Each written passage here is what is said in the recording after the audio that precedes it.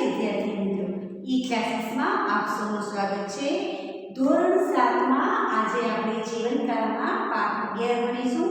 તો પાઠ 11 છે નૈતિક સાહસ. તમે શું નૈતિક સાહસ એટલે શું? નૈતિક સાહસ એટલે કે સાચું બોલવાનું. જ્યાં ખોટું થઈ રહ્યું છે એમાં સાચું બોલવાની હિંમત હોવી જોઈએ, સાહસ હોવું જોઈએ. હવે તમે જોવો છો સમાજમાં ઘણી વાર તમે ફિલ્મોમાં પણ જોયું છે કે અમુક ગુંડાઓ છે, બરાબર ને, લોકો પર જોર જબરદસ્તી છે, લોકો ડરના મારે કંઈ બોલશે નહીં. અને પછી જોવો છો કે હીરોની એન્ટ્રી થાય અને એની સામે થાય તો કેવું થશે, બરાબર? એની સામે ઝઘડવાની કે લડાઈ કરવાની હિંમત કરશે તો તે ગુનો પણ ત્યાંથી ભાગી જશે. તો આપણે પણ સમાજમાં કોઈ આવું ખોટું થઈ રહ્યું છે, તમારા વર્ગખંડમાં ક્યારેક ખોટું થઈ રહ્યું છે, તો તમે એની સામે વિરોધ કરો અને સાચું બોલવાની ચેષ્ટા કરો. કોઈ ખરાબ વિદ્યાર્થી છે અને તમારા શિક્ષકો વિશે ગંદુ બોલે છે, કોઈ બીજા વિદ્યાર્થીઓ વિશે ગંદુ બોલે છે, તો એનું અને ગુંડાગર્દી કરે છે, તમે ધમકાવે છે, જો તું મને કહીશ તો મારી, પણ એને પણ ધ્યાનમાં લીધા વગર તમે સાહસ કરશો તો એ બીજી વાર હિંમત નહીં કરે આવી પ્રવૃત્તિઓ કરવાની. તો સમાજમાં પણ આગળ જઈને પણ જો દરેક જણ ડરપોક થઈને બેસી રહેશે તો શું થશે, બરાબર ને? તો જે આપણી આજુબાજુ સમાજ છે એનો ગુંડાગર્દી કરવો બની જશે. પણ કોઈને કોઈ એનો વિરોધ કરવો પડશે.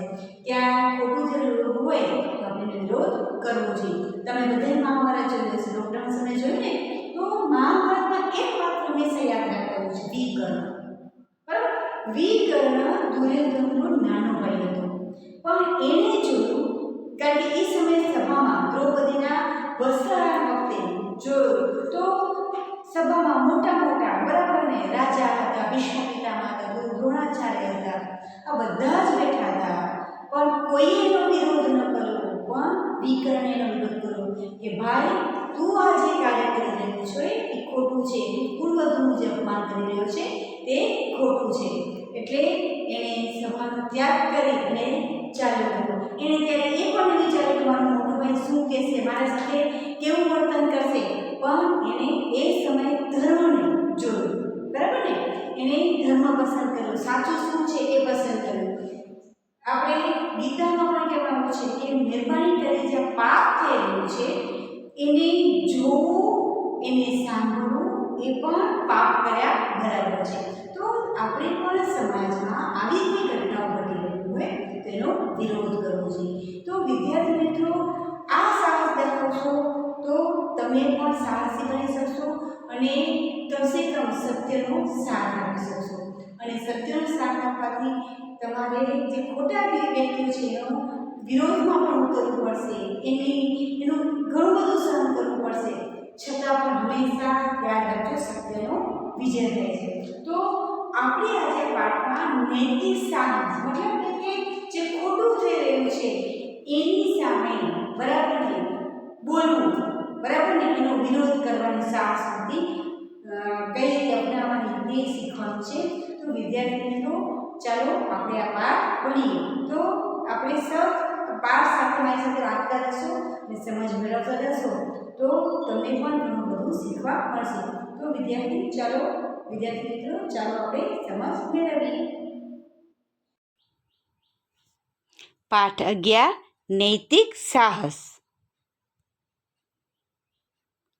મક્કનસિંહ તેના વર્ગમાં ખૂબ શક્તિશાળી હતો.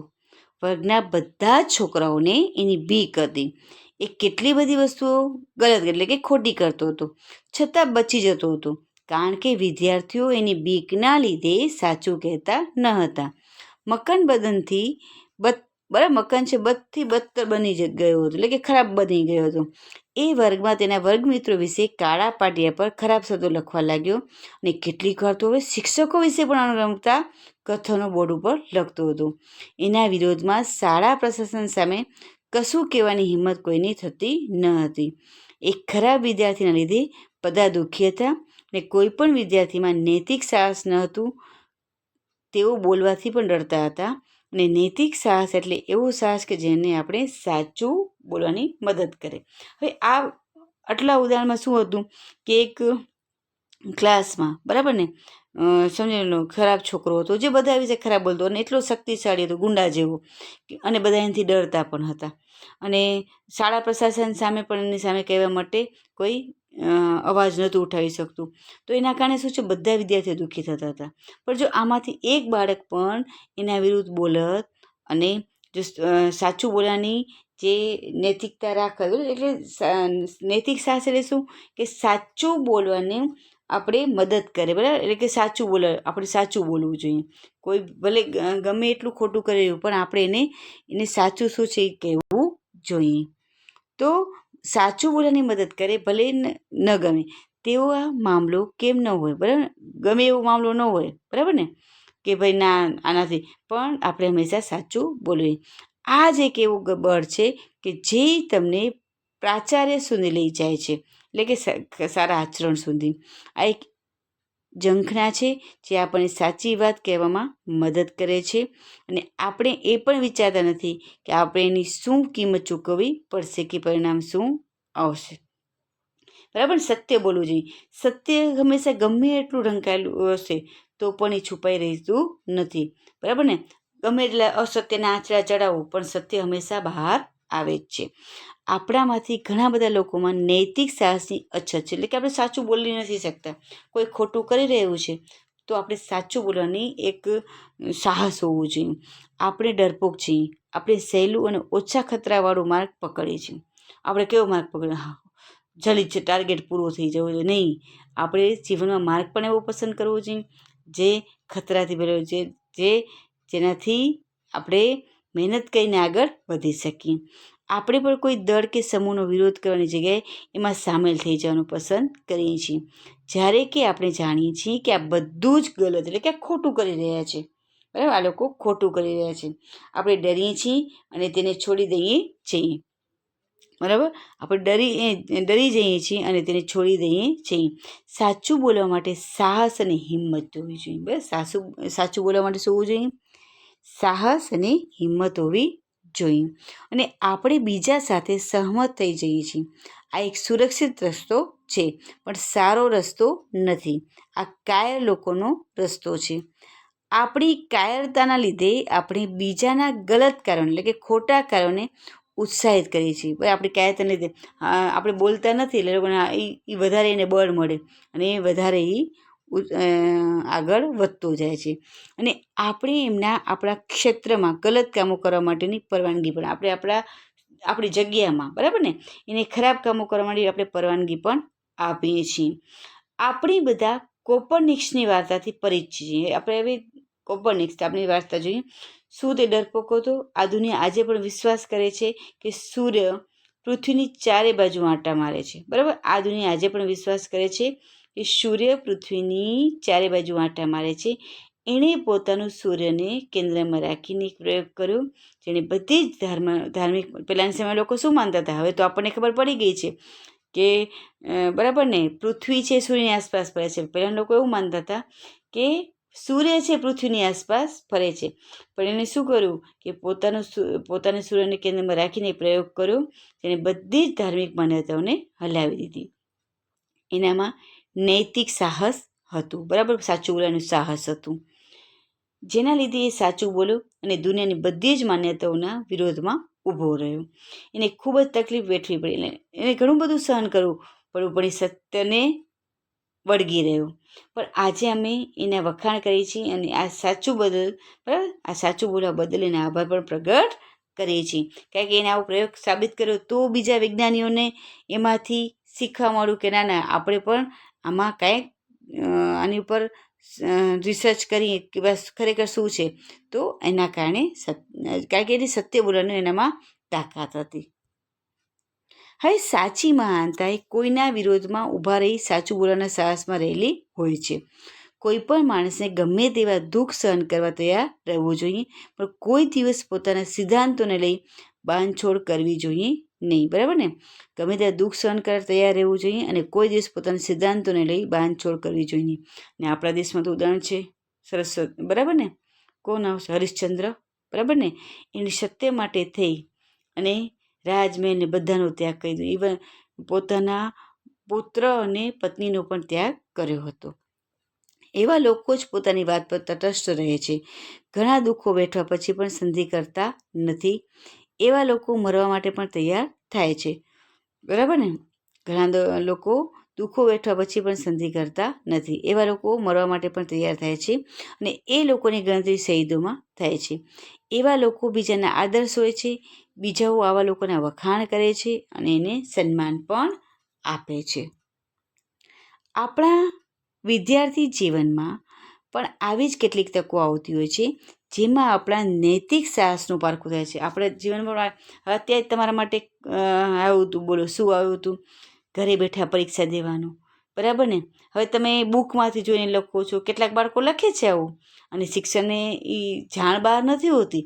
પણ જો તમે ખરેખર તમારી પાસે સમય પણ મળ્યો છે તો તમે સરસ વાંચન કરી અને જોયા વગર અને પ્રામાણિકતાથી પરીક્ષા આપો તો તમને ક્યારે ડર લાગશે? નહીં લાગે. જેમાં આપણા નૈતિક સાહસનું પારખું થાય છે. જ્યારે આપણા મિત્રો આપણને ધૂમ્રપાન કરવામાં કે પછી ડ્રગ્સ લેવા માટે દબાણ કરે તો એમની સાથે જોડે છે. જો આપણે પણ એમની સાથે ધૂમ્રપાન કરીએ કે ડ્રગ્સ લઈએ તો આપણે પણ ડરપોક કહેવાય. હવે તમારા મિત્રો, તમે આજે તો બધા બહુ સરસ નાના બાળકો છો, પણ જ્યારે તમે કોલેજમાં જશો, મોટા થશો, એટલે તમારી આજુબાજુ એવા પણ મિત્રો આવશે જે ડ્રગ્સ લેતા હોય, દારૂ પીતા હોય અથવા ધૂમ્રપાન કરતા, સિગરેટ કે બીડી પીતા, તો એ તમને શું કહે છે? પ્રલોભનો આપશે, જજો મજા આવશે, આમ છે. એક કસ તો લે. અને જો તમે એના એકવારમાં પણ ઝાંસામાં આવી જશો તો હોઈ શકે તમે એ બધી ચીજોના આદિ પણ બની જશો. પણ જો તમે પહેલેથી જ નિડરતાથીનો વિરોધ કરશો તો શું થશે? તમે એની સામે ભલે ભાઈ તું ગમે તે કે મારે આ પીવું નથી કે મારે આ કરવું નથી, તો બીજી વાર તમને ઓફર કરશે નહીં. પણ તમે થોડાક ઢીલા થઈ જશો, આમ મન થાય ના ચાલો હું મારો મિત્ર કરે છે તો હું પણ જ છું, પણ જે ખરાબ બાબતો છે એને તમે શું કરશો? બરાબર ને?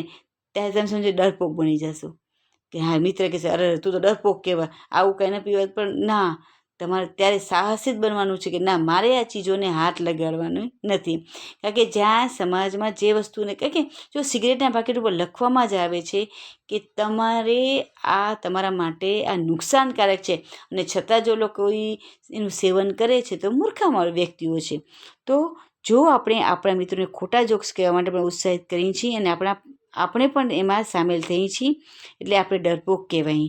જ્યારે આપણા મિત્રો કે વર્ગ મિત્રો આપણા શાળાના શિક્ષકોનો મજાક બનાવતા હોય કે પછી એમના વિશે ખોટું બોલતા હોય તો આપણે એનો વિરોધ કરતા નથી, જોડાઈ જઈએ છીએ. આપણે શું કરીએ છીએ? એમાં જોડાઈ જઈએ છીએ કે પછી આવું કરતાં એમને અટકાવતા નથી. તો પણ આપણે કાયર કહેવાઈએ છીએ જો આપણે ગલત કામ કરનાર એટલે કે ખોટું કામ કરનાર જૂઠાણાઓ, ચોરો અને શક્તિશાળી લોકોનો વિરોધ નહીં કરીશું તો એ પણ કારણથી આવા લોકો આપણે કોઈ ખોટું કરી દેશે તો પછી આપણે પણ આપણામાં નૈતિક સાહસ નથી. શું થશે કે આવા ચોર કે જૂઠા લોકોનો આપણે વિરોધ નહીં કરીએ, એ કારણથી આવા લોકો શું કરશે? ક્યારેક ખોટું પણ કરશે. એટલે કે પછી શું થશે? જો આપણે ત્યારે જ સત્ય બોલવાનું સાહસ કર્યું હોય તો તેઓ ખોટું કાર્ય કરી શકત નહીં. હવે જો આપણામાં નૈતિક સાહસ ન હોય તો આપણે આપણા માટે અને બીજાઓ માટે એવું મોટું નુકસાન કરીશું જેની ભરપાઈ કોઈ દિવસ થઈ શકશે નહીં. બરાબર? ઘણું મોટું નુકસાન કર્યું પછી એમાં પસ્તાવા સિવાય કાંઈ નહીં મળે. આપણી નીતિ સાચું બોલવાની હોવી જોઈએ. ભલે ને પછી આપણો મિત્ર આપણો સાથ છોડી દે, મિત્રને હંમેશા સાચું જ કહેવું જોઈએ. બરાબર ને? એક મિત્રતા એવી છે કે એમાં સાચો મિત્ર જ એને ખોટું કરીએ તો સાચો મિત્રને કહે ના જો આ તો ખોટું કરી રહ્યો છો. પણ જો તમે એને સાથ દો છો તો સમજો તમે એનું નુકસાન કરી રહ્યા છો.